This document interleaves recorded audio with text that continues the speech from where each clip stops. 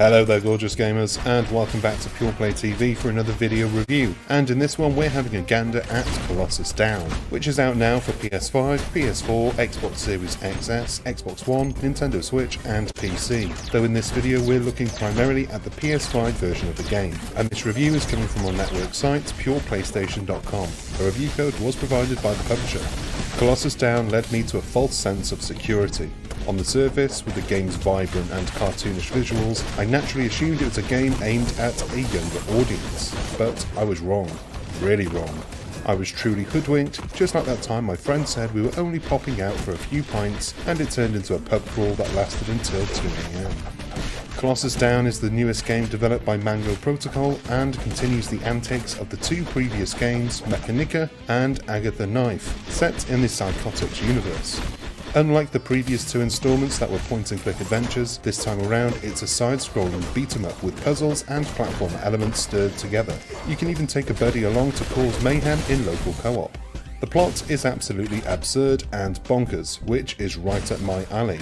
It follows 7-year-old eccentric mad genius, Nika Ammon, who has become jaded with the world and the way it has mistreated her. In retaliation, Nika uses her infinite amount of wisdom to build a gigantic chainsaw-wielding mecha named Mechanica to destroy everything she deems not cool. Luckily for her, she can always rely on a good old shot of cognac in her cocoa to help her get through the day. Clearly, I have been doing cocoa wrong all these years. If you decide to tackle the game in two-player mode, Agatha will aid Nika, whilst also pursuing her own agenda of having a beef with vegetarianism.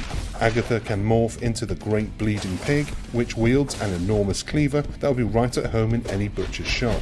I preferred playing Colossus Down with a co-op companion as it included extra dialogue and cutscenes that enhanced the narrative. Warning in advance though, there is no voice acting, so you will have to read all the witty dialogue yourself. Colossus Down tries to wrestle with controversial topics through the eyes of a less than innocent child, with satire and dark undercurrents throughout. It felt very reminiscent of a late night TV show that you'd expect on Adult Swim. For some, this method of storytelling could perhaps be hit or miss. Fortunately, I found the humour nothing but hilarious, and I was in good company throughout, but it is worth mentioning. In the gameplay department, the nitty-gritty of the action lays in the side-scrolling beat-em-up segments. You'll use your Gundam-inspired mecha to batter down hordes of foolish adversaries that stand in your way. The controls are easy to get along with and satisfying to use. You'll start with basic attacks, such as using a monstrous chainsaw arm, a huge cannon, and using physical blocks when necessary.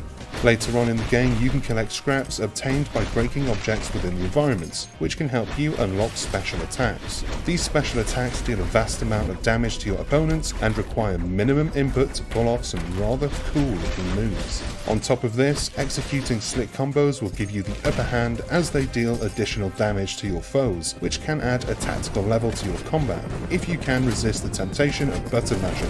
After crushing your adversaries, you can move ahead to the next part of the level. Eventually you will encounter puzzles and brain teasers. Presumably these portions of the game were added to help set a change of tempo. Sadly, more times than not, it would disrupt the flow of gameplay rather than enhance it. Don't get me wrong, some of the puzzles were fun and others were just plain odd. One that particularly stood out was a maths puzzle. I understand Nika's a mad genius, but why is there raw maths in my beat-em-up game?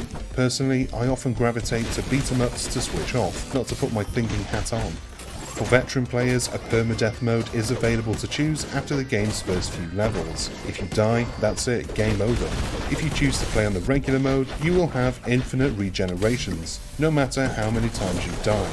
But be forewarned, you won't be able to obtain all of the special attacks regardless of the number of scraps you collect. This offers a nice trade-off between selecting either mode. Some of the places you visit in Nika's vengeance spree range from her old school, a futuristic cyber city, and a corrupted military base. These locations distinctively pop out with its unique cartoon visuals that are pleasing to the eye. Colossus Down is bursting with tons of popular culture references, including other video games and even anime. I wasn't expecting to find nods to Akira and Ergo Proxy, which was certainly a nice treat.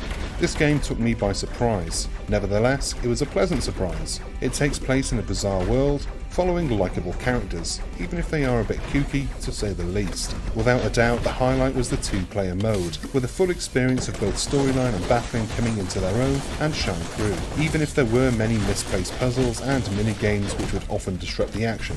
This adventure is certainly not for the faint of heart, and the humour itself would not be everyone's cup of cocoa. If the satirical humour doesn't put you off, then it might be worth considering having a brew of this intoxicating fusion of side-scrolling beat-em-up action with a side shot of puzzles. And that's the end of this video. If you made it to the end, aces. It means you enjoyed it, which means you should definitely like and subscribe to our humble channel. Hit the bell icon while you're down there to get notified when we have new stuff. I've been Chris, Colossus Down is what I call my morning VM, and I'll see you in the next one. Until then, bye!